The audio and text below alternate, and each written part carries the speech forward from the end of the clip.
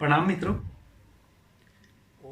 मित्रों, अपने पिछले वीडियो में हमने चर्चा की थी विचार और विचारों की शक्तियां। कैसे कोई विचार हमारे मनस्पटल पे इतना शक्तिशाली होकर उभरता है कि हम उस विचार को केंद्र बनाकर कोई भी शुभ या अशुभ कार्य कर बैठते हैं,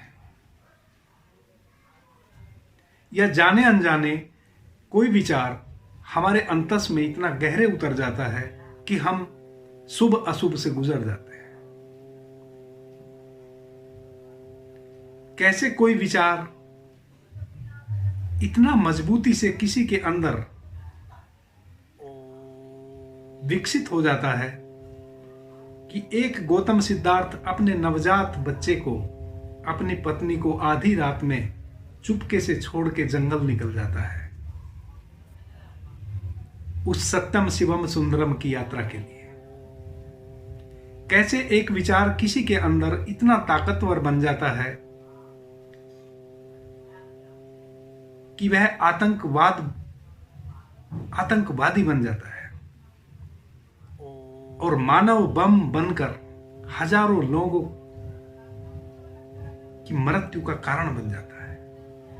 कैसे एक विचार किसी हिटलर को, लाखों लोगों को मृत्यु के घाट उतारने के लिए आमदा हो जाता है।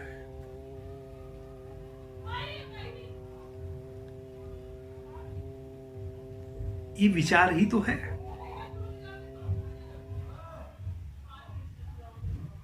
किसी का ब्रेन वॉश कर दिया, एक विचार डाल दिया और वह आतंकवादी बन गया,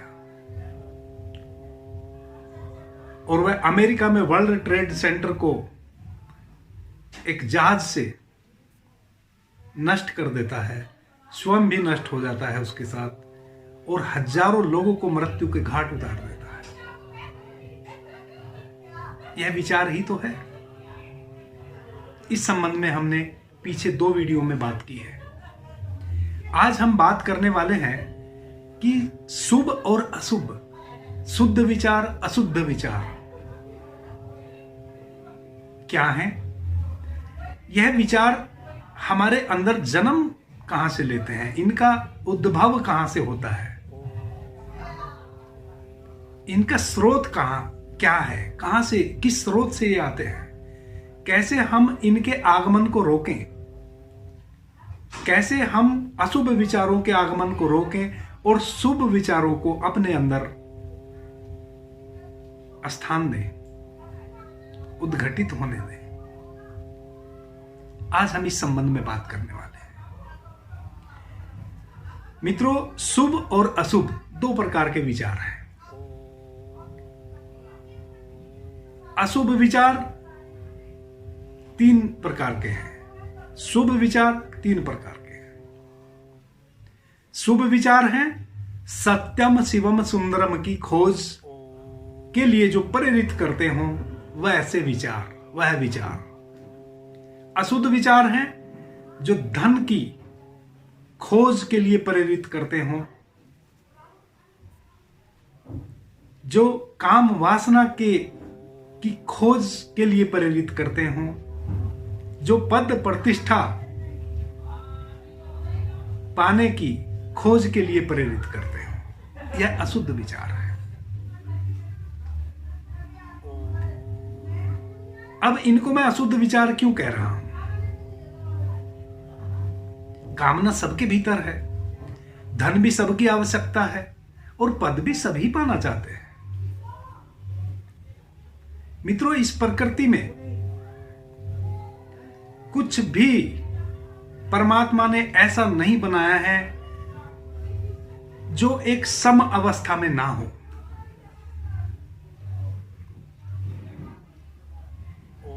हमारे देश में 4 जलवायु हैं, मुख्यतः 3 ऋतु हैं।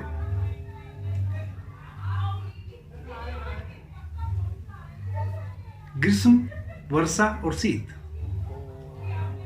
संतुलन है, प्रकृति ने एक संतुलन बनाया है। पूरी प्रकृति में सब कुछ संतुलित है, पूरा ब्रह्मांड संतुलित है। जैसे ही थोड़ा सा संतुलन बिगड़ा, भूकंप आते हैं, बड़े बड़े बवंडर आते हैं, समुद्रों में बड़े बड़े तूफान आते हैं और बहुत कुछ लीलते हुए चले जाते हैं। जब भी थोड़ा सा संतुलन प्रकृति का बिगड़ा, जैसे ही थोड़ा सा संतुलन बिगड़ा कि उसकी जो परिणति है, उसका जो परिणाम है, वह भूकंप, आंधी, तूफान, समुद्री तूफान के रूप में हम अवगत हैं।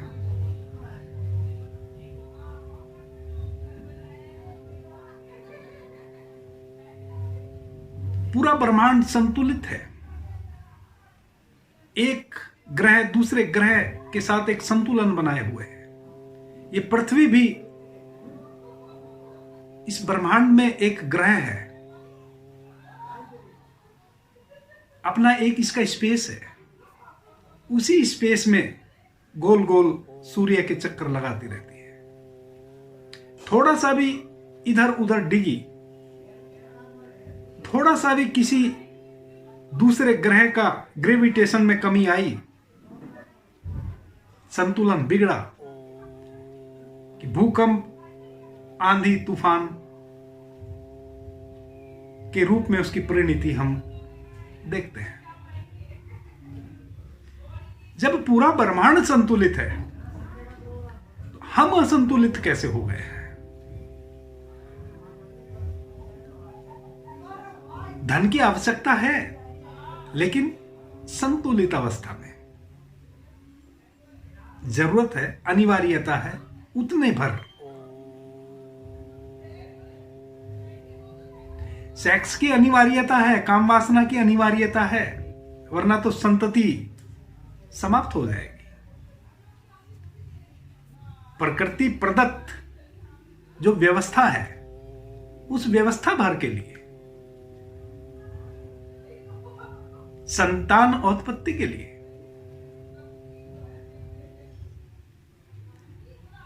यस,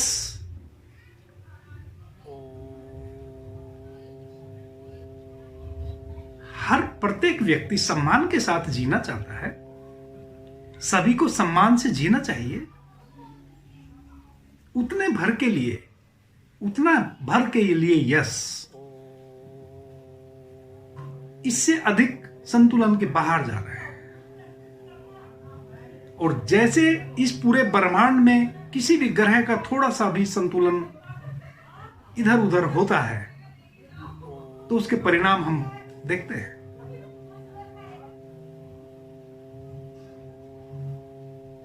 वैसे ही अशुभ विचार, मैं इन कर्मों को, इन विचारों को इसलिए कहता हूं, अगर हम धन की दौड़ में इतने आगे निकल गए, धन के जो लोभी हैं उनको आपने देखा है, वह ना किसी को प्रेम कर सकते हैं। एक धन का लोभी व्यक्ति जो सिर्फ और सिर्फ धन कमाने के विचार से भरा है, और विचार ही है मित्रों, एक विचार घर कर गया कि धन के बिना कुछ नहीं हो सकता, धन ही सब कुछ है। कहीं से एक विचार उसने ग्रहण कर लिया, अब उस विचार की उसने माला बना ली, अब उस विचार का उसने मंत्र बना लिया, अब वह उस विचार में खोया हुआ है और इतना गहन खो गया है कि वह विचार अब अभिमंत्रित हो गया है मंत्र के रूप में, और अब वह धन के ही सिर्फ पीछे दौड़ रहा है।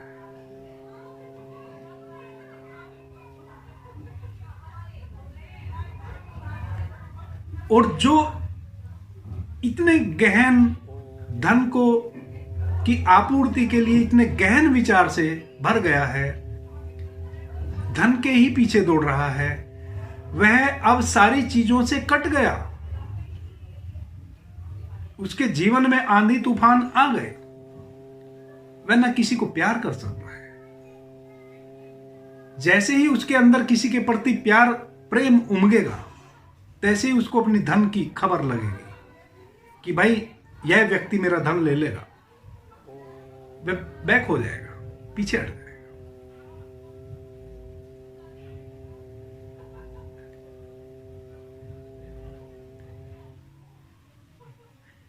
जीवन के हर व्यवस्था से, जीवन के हर आनंद से वह चूक जाएगा।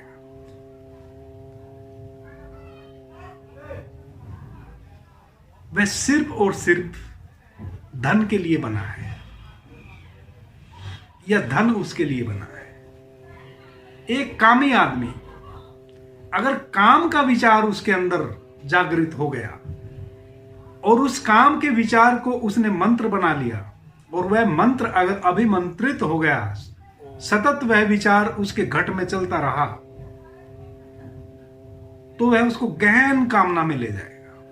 वह वापस लौट के नहीं आ सकता और वह ना किसी स्त्री से कभी संतुष्ट हो सकता।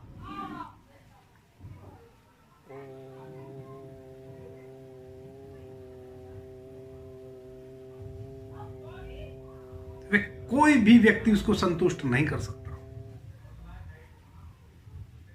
और वह बाकी जीवन के सभी सुखों से वंचित रह जाएगा।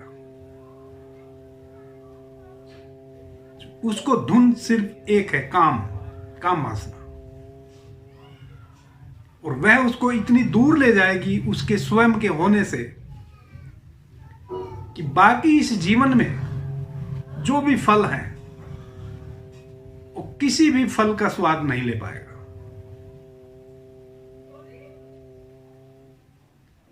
और काम वासना तो एक ऐसी चीज है, उसकी तो पूर्ति उसकी होगी ही नहीं, आज तक कभी किसी की हुई ही नहीं। और बाकी जो वह हो सकता था, जो उसके अंदर संभावना थी, उससे वह वंचित रह गया। वह एक थोथा निरर्थक व्यक्तित्व निर्मित कर लिया और उसी व्यक्तित्व के साथ वह इस दुनिया से विदा ले लेगा। कष्ट के अतिरिक्त उसको कुछ भी नहीं मिलेगा। धन की कामना करने वाले को भी कष्ट के अतिरिक्त कुछ नहीं मिलेगा, क्योंकि धन के अतिरिक्त जो और बहुत कुछ था वह सब उसने खो दिया और धन तो उसके साथ जाएगा नहीं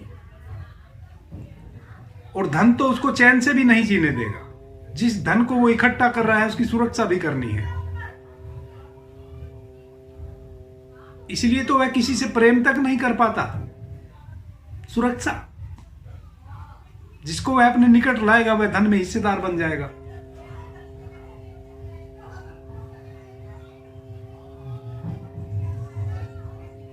सब सुखों से वंचित एक निरर्थक व्यक्तित्व उसने निर्मित कर लिया और उस निरर्थक व्यक्तित्व के साथ ही वह विदा ले लेगा। एक यश पाने वाला व्यक्ति जो सिर्फ और सिर्फ यश की दौड़ से भरा है, वह उस यश के चक्कर में, उस यश की प्राप्ति के चक्कर में, उस पद की प्राप्ति के चक्कर में सब सुखों से वंचित रह जाएगा। उसको ना फूल दिखाई देंगे कहीं खिले हुए,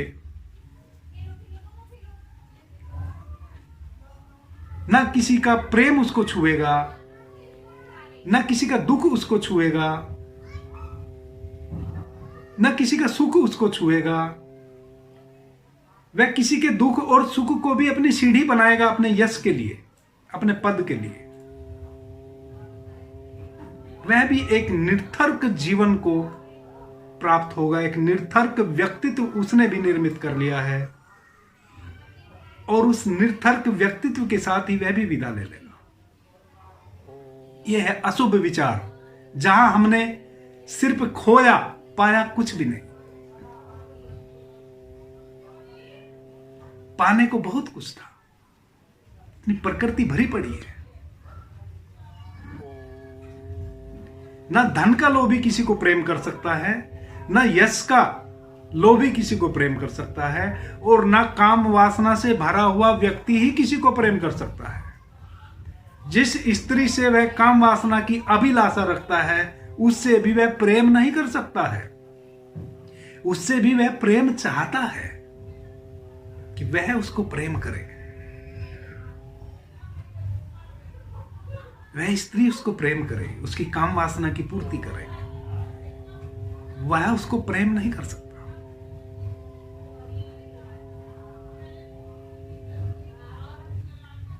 इसलिए मैं इसको अशुभ विचार, और ये विचार ही है मित्रों, काम वासना का भी विचार ही उठता है।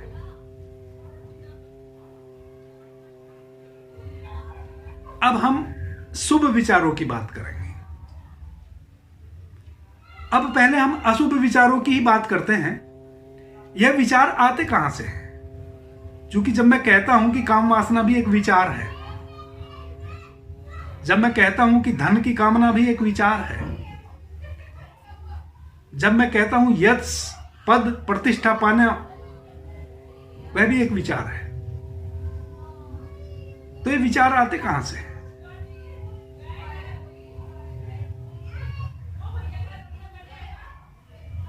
मित्रों, ये सारे विचार बाहर से आते हैं।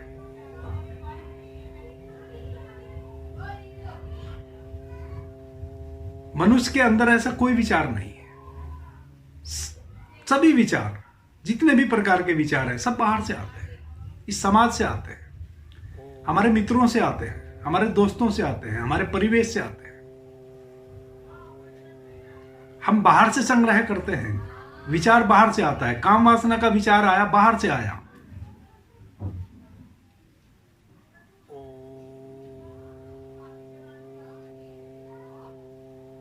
और हमने उसको अपने मन की खुट्टी पे टांग दिया लाके भीतर।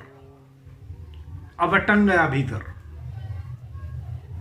मन की खुट्टी पे टांग दिया, यानी कि विचार आया और अब हम उसमें मंथन में लग गए, उस विचार को पुष्ट करने में लग गए। अब उस विचार को हमने मंत्र बना लिया कि भाई अब तो मैं पद पाके ही रहूंगा।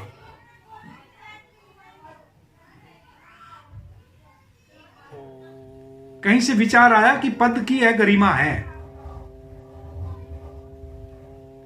तो अब तो भाई मैं पद पाके ही रहूंगा। उसको प्रगाढ़ करना शुरू कर दिए। विचार बाहर से ही आया है। धन का विचार भी बाहर से आया है। कहीं से एक विचार आ गया कि भाई धन है तो सब कुछ है, और धन है भी सब कुछ। आवश्यकता है धन की। कुछ चीजें हैं जो बगैर धन के नहीं पूरी की जा सकती। बड़ा मुश्किल है जीना, हर कदम पे धन की आवश्यकता है। लेकिन उस आवश्यकता भर के लिए धन कमाना वह एक नैसर्गिक प्रक्रिया है, वह एक नेचुरल प्रक्रिया है, प्राकृतिक प्रक्रिया है। काम भी एक प्राकृतिक प्रक्रिया है, यश भी एक प्राकृतिक प्रक्रिया है। प्रत्येक व्यक्ति को सम्मान के साथ जीना चाहिए, वही तो यश है।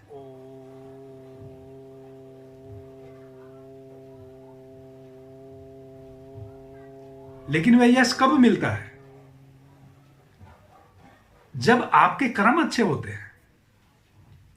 लेकिन यह जो पद और यश का लोभी है, यह अपने कर्मों पे ध्यान नहीं देता है। यह जबरदस्ती उस यश को प्राप्त करना चाहता है। देखिए ना राजनेताओं को, उनके कर्म देखो, उनके व्यक्तित्व देखो। पद पे पहुंचना है, हमारे कंधे पे पैर रख के ही वे पद पे पहुंचते हैं। हमें वो पहचानते भी नहीं फिर।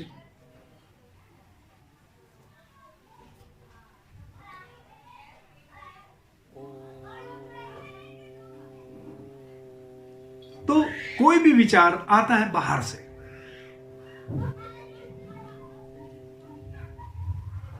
भीतर खुंटियां हैं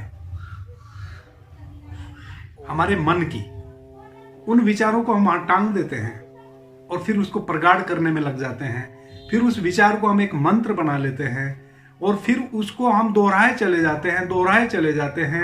उस विचार का सतत स्मरण करते रहते हैं और वह विचार हमारे अंतस में इतने गहरे उतर जाता है कि अब कोई स्थिति हमें उससे उबार नहीं सकती।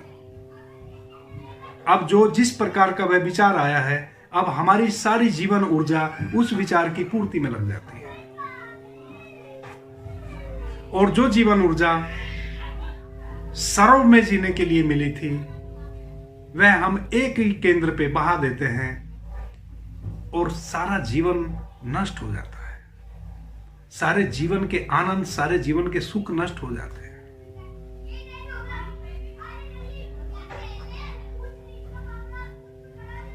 इन विचार को कैसे रोके, आगे बात करेंगे। शुभ विचार क्या है? शुभ विचार की भी मैंने 3 प्रवृत्ति कही। सत्य की खोज के लिए प्रेरित करने वाला विचार, शिव की खोज को करने के लिए प्रेरित करता हुआ विचार, सुंदर की खोज के लिए प्रेरित करने वाला विचार, शुभ विचार। सत्यम शिवम सुंदरम की खोज के लिए प्रेरित करने वाला विचार, शुभ विचार। वह भी एक विचार ही है। जब कोई व्यक्ति सत्य की खोज में निकलता है वह भी एक विचार है। कहीं से एक विचार आता है, उसको वह मंत्र बना लेता है कि अब तो मैं सत्य को ही खोजूंगा, अब तो मैं शिव को ही खोजूंगा, अब तो मैं सुंदर को ही खोजूंगा।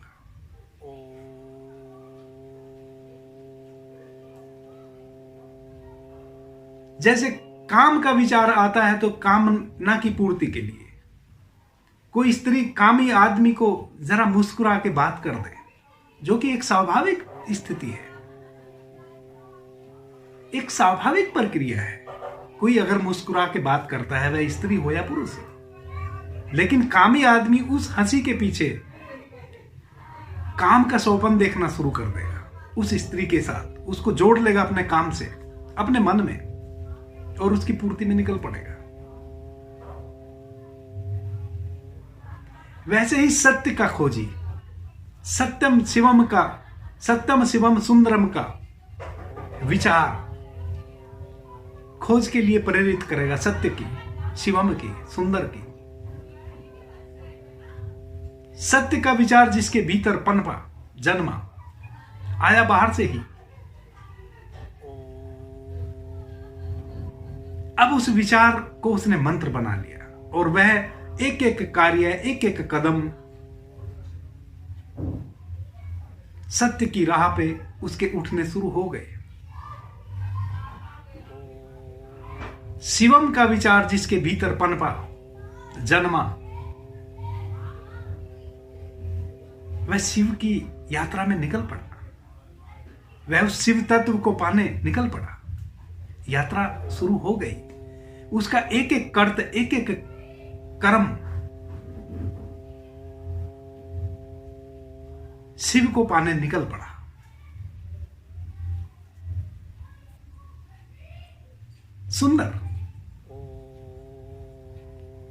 सुंदर की यात्रा का जो विचार आया वह सुंदरता के लिए निकल पड़ा, वह सौंदर्य के लिए निकल पड़ा। उसकी यात्रा शुरू हो गई। उसका एक एक कदम अब सौंदर्य को खोज लेगा। फूल में सौंदर्य को खोज लेगा, वह कांटे में भी सौंदर्य को खोज लेगा। कांटे का भी मित्रों एक सौंदर्य है। कैसे उसको बनाया, कैसे वह नुकीला है, कैसे वो शुरू होता है डाली से और एक नुकीली अवस्था में उसका भी अपना सौंदर्य है। वह कांटे में भी फिर सौंदर्य को खोज लेगा। जो सौंदर्य का खोजी है वह फूल में ही सौंदर्य को नहीं खोजेगा। फूल में तो सौंदर्य सभी खोज लेते हैं, वह कांटे में भी सौंदर्य को खोज लेगा। कांटे का अपना सौंदर्य है, हमें नहीं दिखाई देता है। लेकिन जो सुंदर की यात्रा पे निकल पड़ा, जिसके अंदर सुंदर का विचार उमग गया, वह अब कांटों में भी सौंदर्य को देख लेगा। तो शुभ विचार जो सत्य की, शिवम की, सुंदर की यात्रा में निकल पड़ा,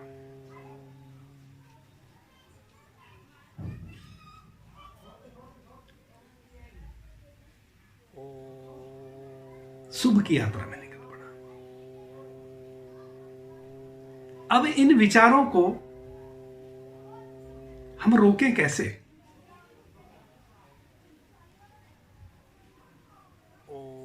मित्रों, सबसे पहली बात तो यह है, जब भी कोई विचार आपको कहीं से भी जन्मे, जब भी कोई विचार बाहर से आपके अंदर प्रवेश करे, कैसे विचार आते हैं? हम जिन मित्रों के साथ रहते हैं,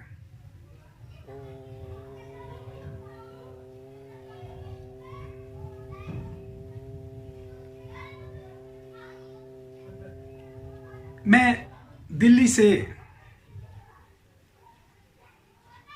पटना की यात्रा में था, राजधानी ट्रेन से। तो जो कोच होता है, कोच का जो पहला भाग होता है, उसमें सिर्फ 2 ही सीट होती है, छोटा होता है वह कंपार्टमेंट। तो एक मित्र और थे, मेरे लिए अनजान थे।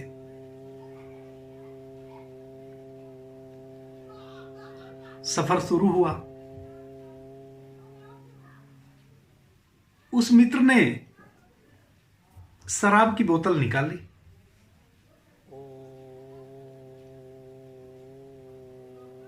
और मुझे कहा कि आप थोड़ा लेंगे? मैं बोला मैं तो नहीं लेता हूं।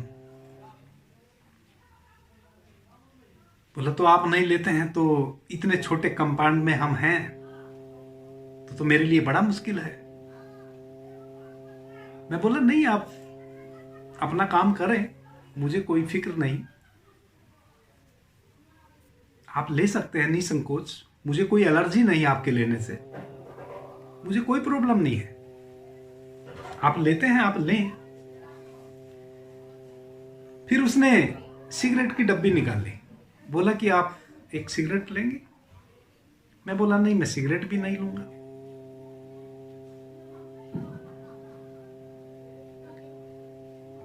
बोला कि तो बड़ा मुश्किल है, आप सिगरेट भी नहीं लेंगे, मैं सिगरेट कैसे पीऊंगा? मैं बोला नहीं, आप पिए, मुझे कोई दिक्कत नहीं,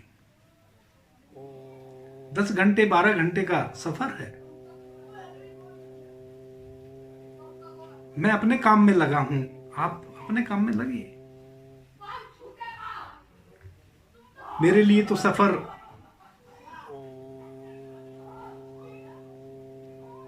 एक नया ध्यान का, आनंद का कारण बनता था।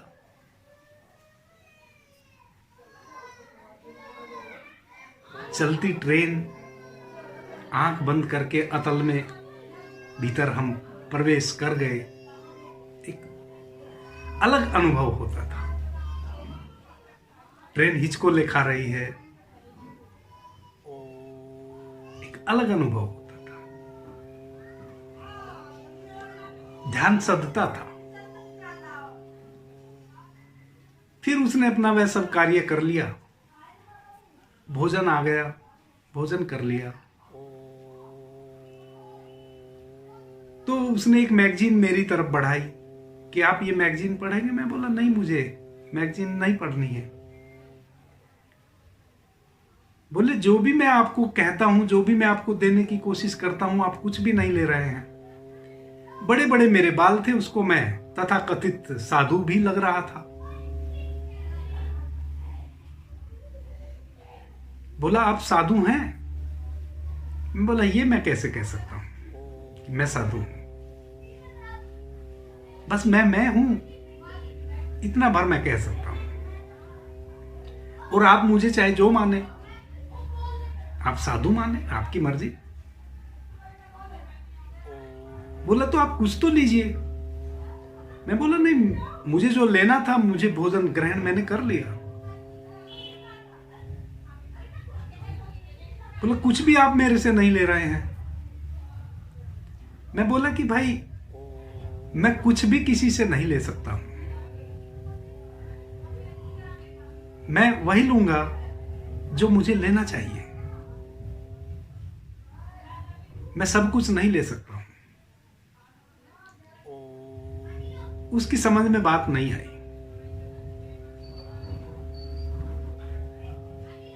मित्रों, हम इस प्रकार से विचार लेते हैं।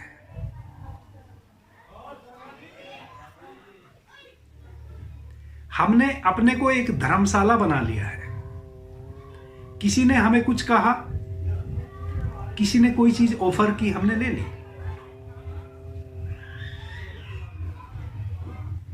किसी ने एक विचार रखा हमारे सामने और हमने उसको एक्सेप्ट कर लिया। इस तरह ये विचार हमारे अंदर आते हैं।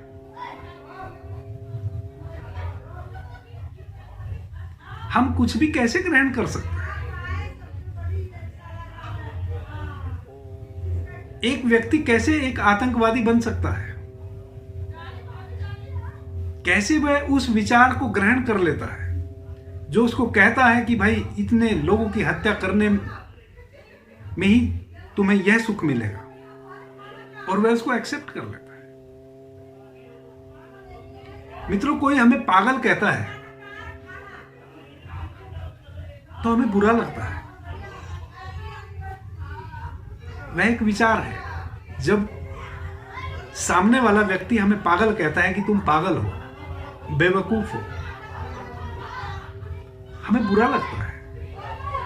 हम लड़ाई पे उतारू हो जाते हैं सामने वाले से। हम उस बात के लिए उससे लड़ जाते हैं कि तूने मुझे बेवकूफ कैसे कहा, तूने मुझे पागल कैसे कहा।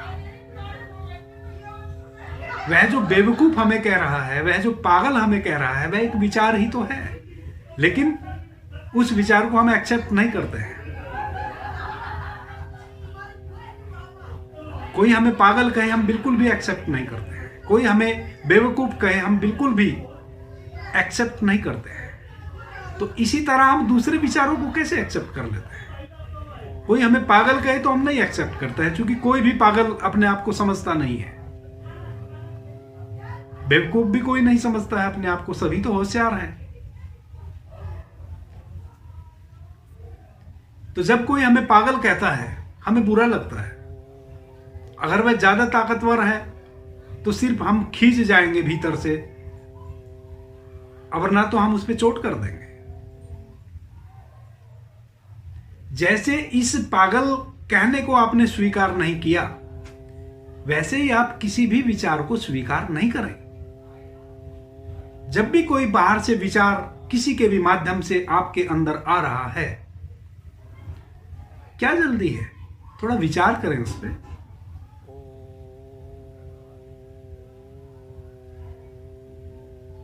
थोड़ा संश्लेषण करें, थोड़ा चिंतन करें, थोड़ा मनन करें, थोड़ा उसके परिणामों को संज्ञान में लाएं कि इस विचार को अगर मैं एक्सेप्ट करता हूं तो इसके परिणाम क्या होंगे। थोड़ा चिंतन करें और उसको नॉन एक्सेप्ट कर दें। विचार तो हमारे मित्र हमें देते हैं।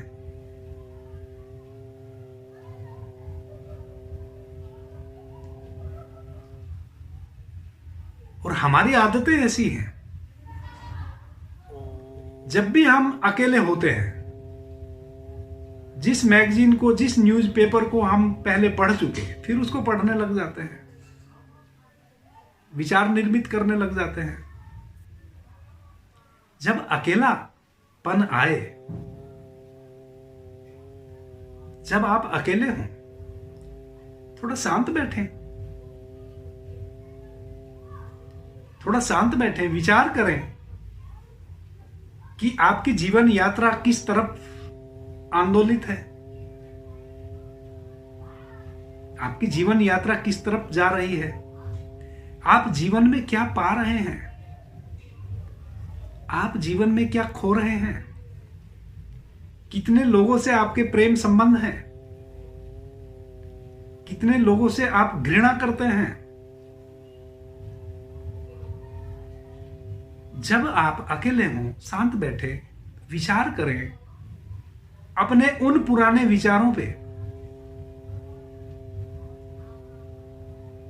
जब हम किसी से घृणा करते हैं, एक विचार ही तो है।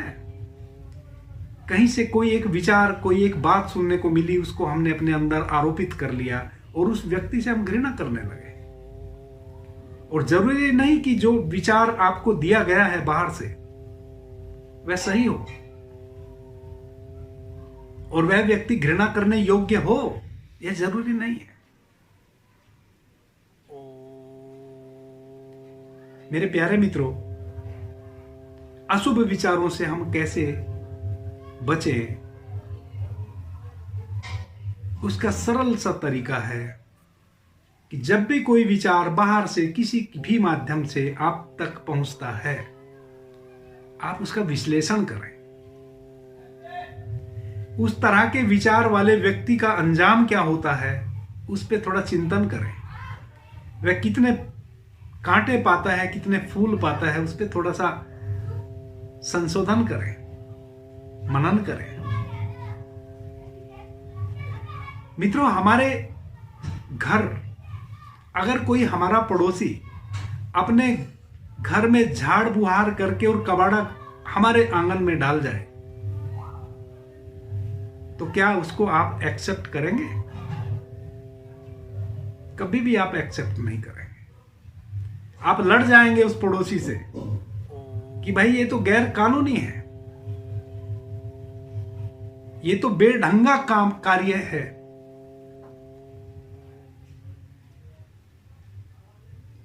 ये तो सामाजिक न्याय के खिलाफ है। आप अपने घर में झाड़ बुहार करके मेरे आंगन में उस कबाड़े को डाल गए, ये तो अशोभनीय है और आप उससे लड़ जाएंगे। आप उस कबाड़े को कभी एक्सेप्ट करेंगे अपने आंगन में? दूसरे के घर का झाड़ बुहार किया हुआ कचरा आप अपने आंगन में कभी भी बर्दाश्त करेंगे? नहीं करेंगे। लेकिन दूसरे के विचारों को आप एक्सेप्ट कर लेते हैं। वह भी तो कचरा है। आपकी अपनी समझ कहां गई? आपका अपना चिंतन कहां गया? परमात्मा ने जो आपको यह ओज दिया है, ये आंखें दी हैं, ये बुद्धि दी है, विवेक दिया है, ये कहां गया? इसको कहां बेच दिया? और इसका उपयोग कब करोगे? जब कोई पड़ोसी अपने घर का इकट्ठा किया हुआ कचरा आपके आंगन में डालता है, तुरंत आप इसका उपयोग में लग जाते हैं। तुरंत आपको सारा ज्ञान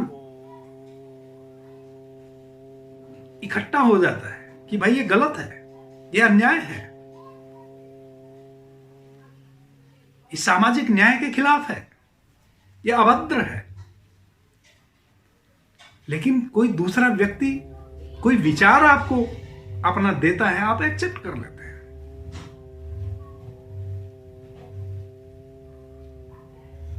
और उसका विचार अगर थोड़ा सा भी आपके विचार से मेल खाता है तो बल्ले बल्ले हो गई।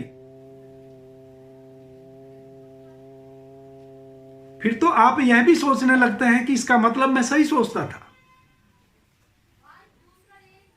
मेरा विचार सही था, फला व्यक्ति का भी तो यही विचार है।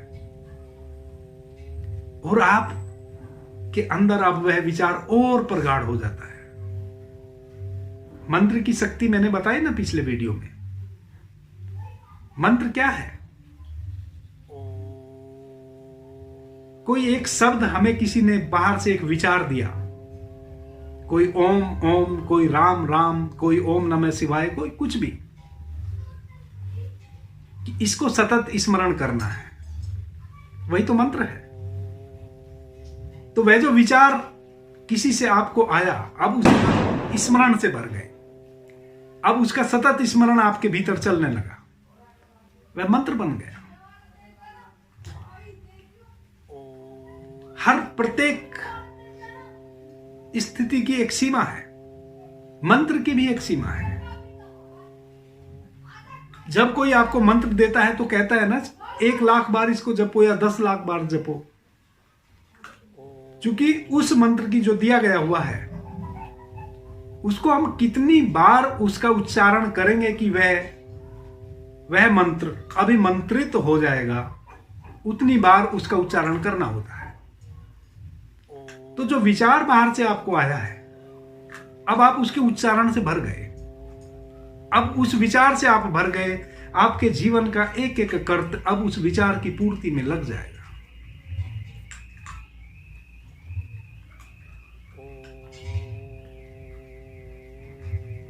दुनिया में इतने सारे धर्म हैं, एक विचार ही तो है।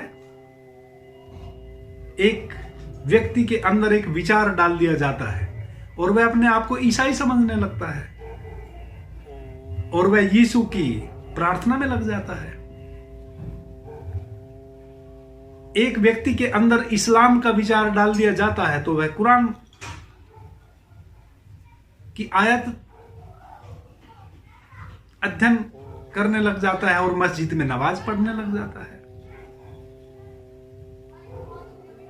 एक विचार ही तो है, विचार के अतिरिक्त कुछ भी नहीं है। एक बच्चा जब पैदा होता है, ना वह हिंदू होता है, ना वह मुसलमान होता है, ना वह सिख और ईसाई होता है, ना वह बौद्ध होता है, वह तो बस अबोध होता है। फिर धीरे धीरे उसके अंदर हम विचार डालते हैं, वह विचार उसके अंदर अंकुरित होते हैं, फिर वह वृक्ष बनते हैं और फिर जैसा विचार हमने डाला है वैसा ही वृक्ष उपजता है और फिर वैसे ही वह फल देता है।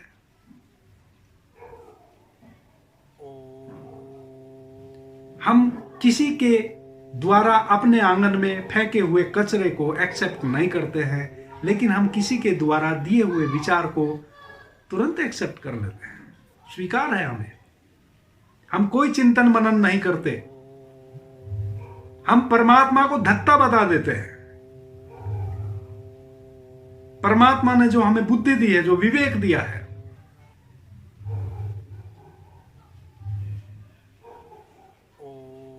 सोचने की शक्ति दी है, विचार की शक्ति दी है, हम उसको धत्ता बता देते हैं। हम परमात्मा के दिए हुए उस उपहार को अस्वीकार कर देते हैं और दूसरे के विचार को अपने अंदर पनपने देते हैं, अंकुरित होने देते हैं और उसको वट वृक्ष बन जाने देते हैं। विचारों के आगमन को रोकें।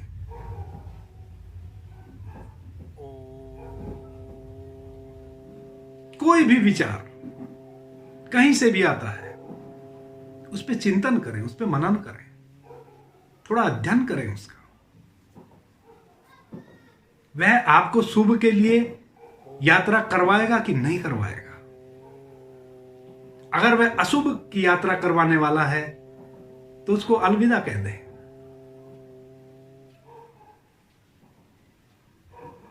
अगर वह शुभ की यात्रा कराएगा उसको एक्सेप्ट करें और धन्यवाद दें उसको, जहां से वह विचार आया है, अहोभाव से भरे उसके प्रति। दूसरा तो कोई उपाय नहीं है, क्योंकि विचार आपके भीतर नहीं जन्मते हैं। अगर आपके भीतर जन्म रहे होते तो कोई दूसरा तीसरा उपाय भी होता। विचार तो टोटली बाहर से आते हैं, हमारे समाज से, हमारे मित्रों से, जो हमारे बहुत निकट लोग हैं, उन्हीं से हमें विचार आते हैं और उन्हीं विचारों को हम मंत्र बना लेते हैं, उन्हीं विचारों की हम माला फेरने लगते हैं और उन्हीं विचारों पे हम चल पड़ते हैं और एक आदमी अनेकों लोगों की हत्या का कारण बन जाता है, हत्यारा बन जाता है। उसको कोई भय ही नहीं होता, उसके अंदर एक विचार रोप दिया गया, वह कोई इमोशन उसके पास नहीं बचा, वह विचार इतना अभिमंत्रित हो गया कि अब कोई इमोशन नहीं बचा। हमारे देश में तो प्रतिदिन घटना घट रही है।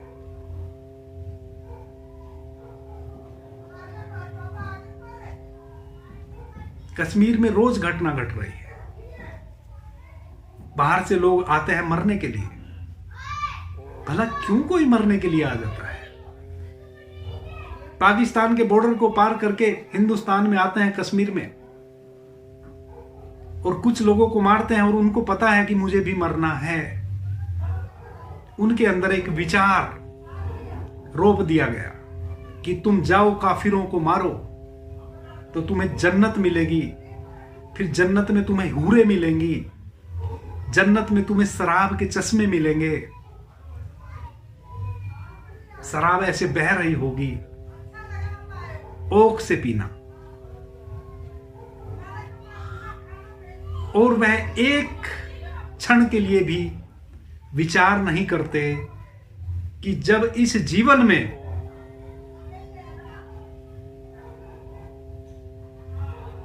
हम सुख नहीं पा रहे हैं और दुख का कार्य करने जा रहे हैं, दूसरे को दुख पहुंचाने जा रहे हैं, स्वयं को कष्ट पहुंचाने जा रहे हैं, तो जन्नत ने किसको देखा?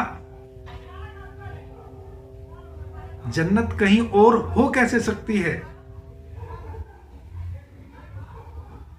परमात्मा ने तो इस पृथ्वी को ही जन्नत बनाया है।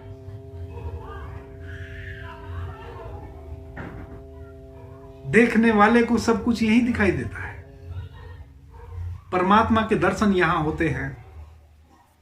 प्रकृति इतने फूल भांति भांति के, इतने फल भांति भांति के, परमात्मा चारों तरफ लदा पड़ा है फूलों के माध्यम से, फलों के माध्यम से। जिनको यहां जन्नत नहीं दिखाई देती है उनको मर के जन्नत मिलेगी, लेकिन एक विचार है, विचार एक रोक दिया गया और वह क्षण भर के लिए भी इस स्मरण से नहीं भरते कि यह विचार गलत भी हो सकता है। इसी तरह हम अनेकों विचारों से ग्रस्त हो जाते हैं।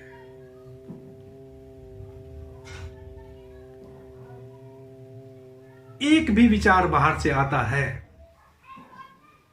उस विचार का प्रतिफलन क्या होगा उस पर चिंतन करें, मनन करें, और वर्तमान में क्या होगा, भविष्य में क्या होगा। जिसका वर्तमान अच्छा नहीं है उसका भविष्य कभी भी अच्छा नहीं हो सकता। वर्तमान की सीढ़ी से ही भविष्य निर्मित होता है। आपका पहला कदम ही अंतिम कदम तक पहुंचता है।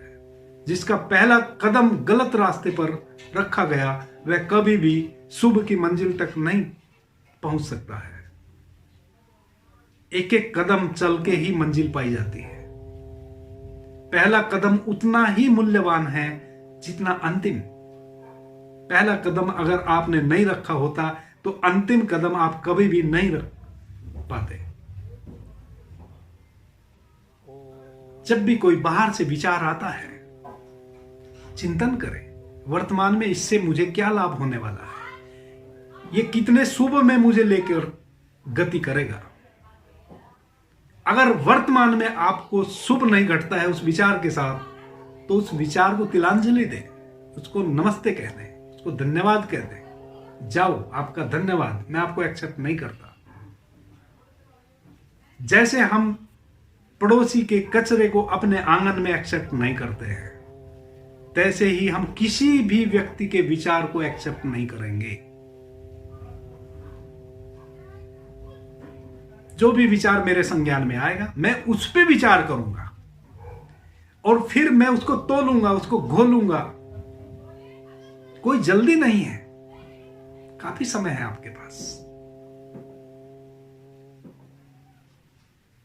और जब मैं उसको तोल लूंगा, घोल लूंगा, तब मैं उसको अपना विचार बनाऊंगा, तब मैं उस विचार की माला बनाऊंगा, तब मैं उस विचार को मंत्र बनाऊंगा, तब मैं उस विचार की पूर्ति करूंगा।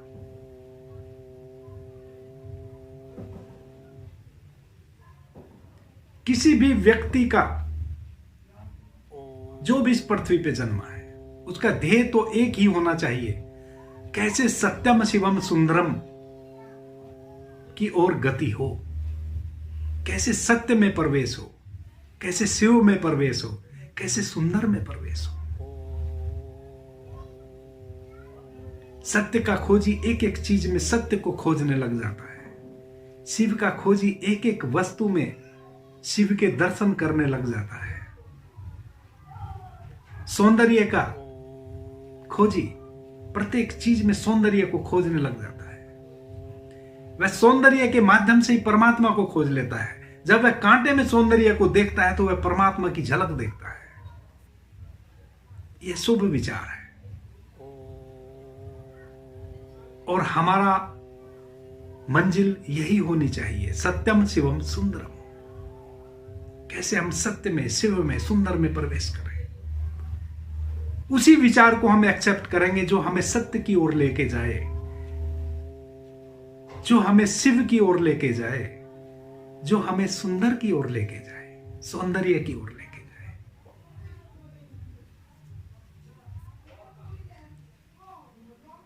अब कई बार क्या होता है कि किन्हीं किन्हीं मित्रों को सौंदर्य में ज्यादा रस होता है, किसी को शिव में रस है, किसी को सत्य में रस है। किसी एक में भी जो रस ले लें, अगर किसी को सत्य की ललक, सत्य का विचार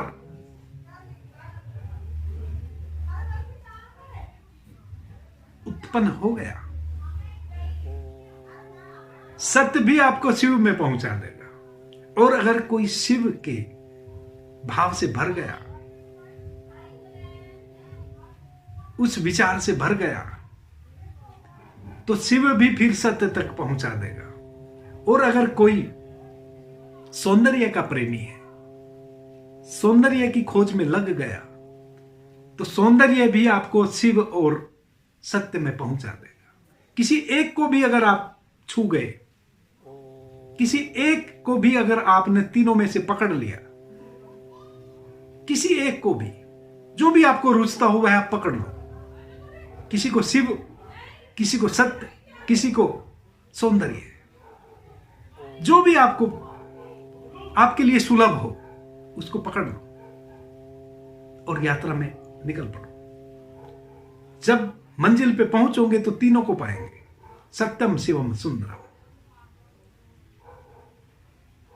तीनों मिल जाएंगे। वही हमारी परिणति है, वही परिणाम है, मनुष्य का वही परिणाम है। मित्रों, एक मनुष्य को छोड़कर जितनी भी प्रकृति, जितनी भी कायनात है, कहीं से भी अशुभ विचारों का प्रतिफलन नहीं हो रहा है। एक मनुष्य ही है जो दूसरों को भी अशुभ विचारों से भरता है और स्वयं भी अशुभ विचारों से भरा रहता है। किसी पशु ने, किसी पक्षी ने आज तक किसी को अशुभ विचार नहीं दिया।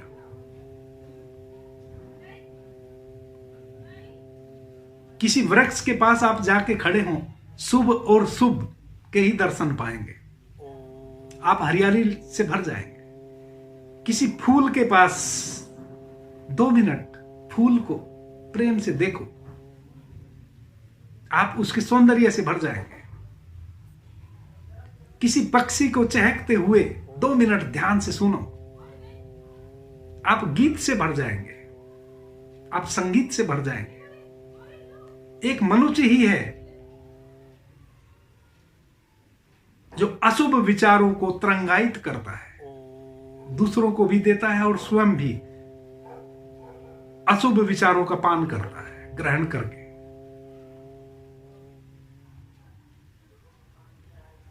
अशुभ विचारों से अगर बचना है तो प्रकृति के सौंदर्य को देखो, प्रकृति में जीने की कोशिश करो। पेड़ों को बाहों में भरो, खड़े हो जाओ कुछ देर, उनको चूमो, वहां से शुभ घटेगा, उनकी हरियाली पकड़ेगी। कोई पक्षी गुनगुना रहा है, चहक रहा है, ठिठक के खड़े हो जाओ, सुनो, आंख बंद करके सुनो। उसकी चहचहाट से एक संगीत तरंगायित हो जाएगा आपके अंतरतम में, शुभ का। कोई फूल खिला है, उसके पास जरा बैठ जाओ, उसके सौंदर्य को फील करो, उसकी सुगंध को फील करो, उसके खिलने को फील करो, उसकी एक एक पंखुड़ी किस करिश्मे से तराशी गई है। एक एक फूल की पंखुड़ी के उस कट को, उस तराशे हुई अवस्था को ध्यान से देखो। आपके भीतर सौंदर्य जन्मना शुरू हो जाएगा, शुभ का आविर्भाव हो जाएगा, शुभ अवतरित हो जाएगा, अशुभ छट जाएगा।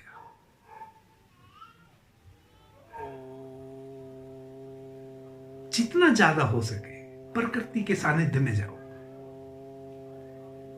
किसी मित्र से, किसी संगी से, किसी साथी से कोई विचार आता है, उस पे चिंतन करो, मनन करो। किसी भी विचार को तुरंत एक्सेप्ट मत करो और तुरंत उसको परिणाम में मत लाओ।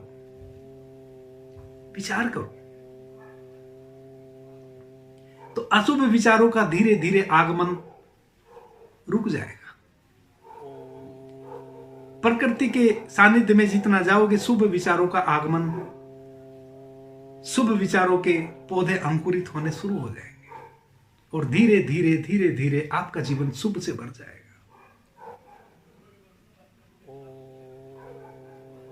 वीडियो थोड़ा लंबा हुआ जा रहा है मित्रों, अभी के लिए इतना ही। अगले वीडियो में हम बात करेंगे जो अशुभ विचार पहले से हमें जीवन रूपी नाव को डुबा दिए हैं, हमारी नाव डगमगा रही है, डूबने के करीब है। उन अशुभ विचारों को कैसे विदा करें,